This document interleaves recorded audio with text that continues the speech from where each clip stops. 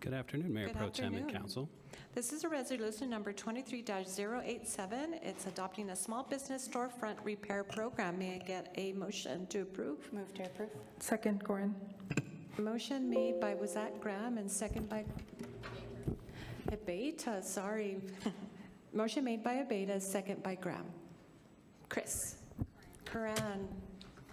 They have me straight. Hi. Good afternoon, everyone. Chris Favor with Economic Development, here to talk about the Small Business Storefront Repair Program. So this program will use $400,000 in remaining unencumbered ARPA funds, and it's to go to businesses who experience direct economic disruption related to COVID, which was the overarching idea behind ARPA. This proposal is that small businesses can apply for a grant of up to $2,500 to help repair storefront property damages that occurred on or after January 1st, 2021. And damages include broken windows, doors, locks, etching on windows, those types of things. Applications will be accepted on a continuous basis until all the funds have been expended. One application may be submitted per registered business, and it will be administered through the Business Development section of Economic Development Department. And if approved, applications would open on February 1st. Some of the eligibility requirements: businesses had to experience direct economic disruption due to the impacts of COVID. They need to provide proof of repairs to broken doors, windows, and/or locks. They need to be have an active CLC business license or be a current 501c3 6 or 19. Be in compliance with all local, federal, state, and city laws and regulations. They need to be located within the city limits and are currently open to the public. Have 40 or fewer full-time or full-time equivalent employees. Have been in business since March 15th of 2020. And be a locally owned non-corporate franchise or non-corporate chain business. And they need to operate from a physical location and/or mobile truck that serves the general public. That's all I have. Questions? Thank you, Chris. Graham Flores. Thank you, Mayor Pro Tem. Thank you, Chris. What is eligible is extremely limited. And I was wondering if you could provide some insight. In the packet, for instance, it specifically says graffiti removal is not covered. Can you just give us a sense of what's covered and why? Sure. Mayor Pro Tem, Councilor Graham, that was we modeled this after other programs around the country, and that was just kind of the basis for what was covered and wasn't covered. Obviously, if you guys feel otherwise, we could certainly make adjustments to that. But most of the issues revolve around broken windows, sometimes broken locks, damage to windows and things of that nature. But it is obviously up for discussion if we want to expand some of that as well. Okay, yes, so I would be interested in hearing from colleagues on that, if we could be a little more expansive with how we're deciding what counts as damage. The other questions I've received, I'm thinking that it's the nature of the ARPA funding that puts us on this kind of COVID-y timeline. That's the reference to March 2020, and that's correct? That is correct, yes. Okay, great. That's all the questions I have. Thank you so much. Thank you, Councillor Graham. Councillor Flores. Thank you, Madam Chair, and thank you, Chris Favor, for your presentation. When we discussed this at the Economic Development Policy Review Committee, did the issue of insurance by the business owner come up? It did come up, didn't it? And can you refresh my memory as to, because I don't see that as a requirement to qualify for reimbursement. Right. Mayor Pro Tem, Councilor Flores, yeah, I think probably a lot of these will go to reimburse businesses for expenses they had to pay for a deductible, things of that nature, so yeah. Good, because I thought, okay, does my memory serve me well? And it Yes. did. And I'm happy to hear that. Thank you so much. Thank you, Madam Chair. Yes, thank you, Councillor Flores. Councillor Bencomo. Thanks, Councillor Flores, for that clarification, and Chris, for you and Economic Development staff for bringing this forward. I think it's good and innovative use of funds not tied down by anti-donation, so I appreciate that very much. What's a 501c6 and 19? Can you give me an example of that? Councilor Flores, Mayor Pro Tem, Councilor Bencomo, I'm not exactly sure on what a C6 or 19 is. Might have to get some clarification. Those were the criteria that we used for the CARES grant when we Okay. did that a couple years okay. ago. So I remember there was some discussion around that, and it seemed like those were the ones that were should be accepted, but I don't know Okay. specifics, all the details for each of them. And so you will be accepting applications retroactively then? That is correct. Yeah, we dated it back to January 1st of 2021. Okay. I also did appreciate some of the pieces you had on this last slide around, under fewer than 40 locally owned, non-corporate. I think those are really important, so I really appreciate that, Chris. I also just, while I think this is important and a good use of these funds that are left over, it's still a Band-Aid, and we can never pay back someone's lost peace of mind, right? I am curious about perhaps a collaboration between economic development and the police department around preventative measures. These keep happening. We keep hearing about businesses in our districts getting broken into, and it just seems like it keeps happening and happening. And so I would love to hear whatever you can share, Chief and Chris, around what are the preventative initiatives that PD is putting forth that you can share with us, that you can share with the public, and if there's anything that this council can do to support whatever might be missing. I just feel like, this is a good Band-Aid, but a Band-Aid nonetheless. So I'm curious if anyone has an answer on that. Mayor Pro Tem, Councilor Bencomo, I'll defer to Chief Dominguez on that one. Mayor, Councilor Flores, our patrol officers and our street Bencomo. Mayor Pro Tem, Councilor Bencomo, my apologies, Councilor Flores. Our patrol officers and patrol shifts and our street crime units continue to work projects diligently day in and night to prevent especially commercial burglaries, which is what we're discussing right now. It is important to point out that we have had a large rise in commercial burglaries since COVID, and it continues to happen. We have seen small decreases at times based on weather and things of that nature, but we do continue to see a large increase in commercial burglaries, not necessarily storefronts, which is what was mentioned here, but we do see some modus operandi where they're going in through back doors, breaking in through windows, things of that nature.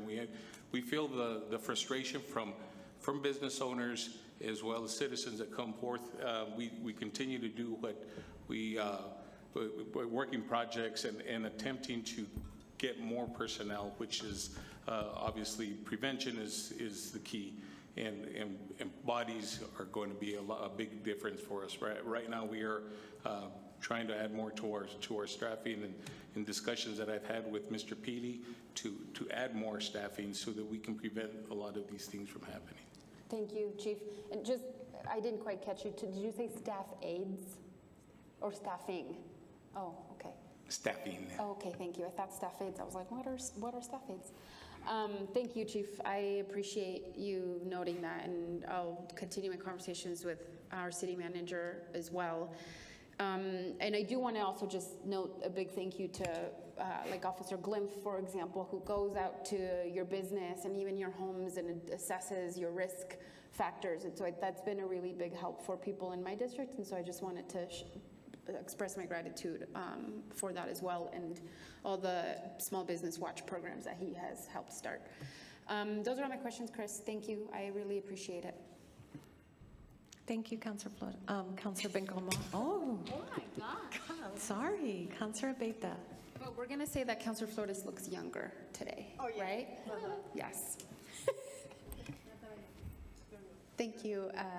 Mayor Pro Tem, just a quick comment based on what I just heard from Chief. I do know that we're going to have a lot of our budget conferences next month, and so I hope that this type of issue is something that is brought up during those meetings as we look at what is necessary and needed for the budget next year. So thank you, and thank you, Mayor Pro Tem. Thank you, Councilor Beta. Chris, thank you for bringing this forward. It's outside of the box and creative, and when you brought a number of things along to our economic development PRC. I want the public and the business to know that we think about these things. This is like something that's very important to us. You know, when we get public comment, it's almost like people are thinking, you know, you don't care, and that's just far from the truth. We do care. We're doing what we can based on what the tools right in our toolbox. Appreciate your ingenuity and looking sort of, again, outside the box. I have a couple of concerns. We talked about a police report being made. I didn't see that as part of the criteria.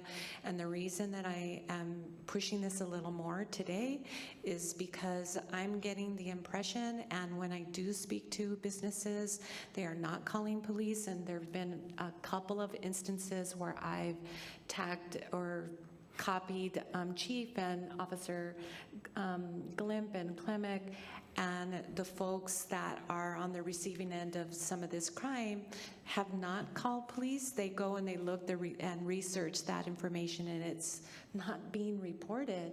And that is something that we have to curb. We have to work together. And this is one of the things is, like, I know there's a lot of frustration. Juan comes up every regular council meeting and speaks to the numerous break-ins that are occurring in the city. And I see them. I'm seeing them on Facebook. I think there's an impression that we don't have relationships with the business community, and we do. Many of them were reaching out. You know, the issue that happened at the downtown, I was there early morning hours looking at the destruction.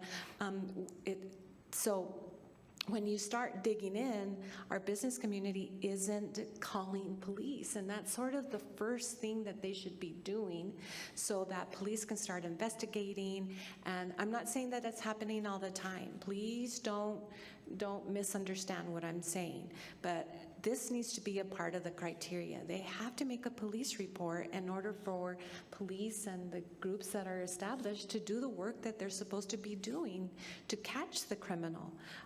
If you can't even do that basic thing, then I think we have a problem. And so I'm asking that it gets put.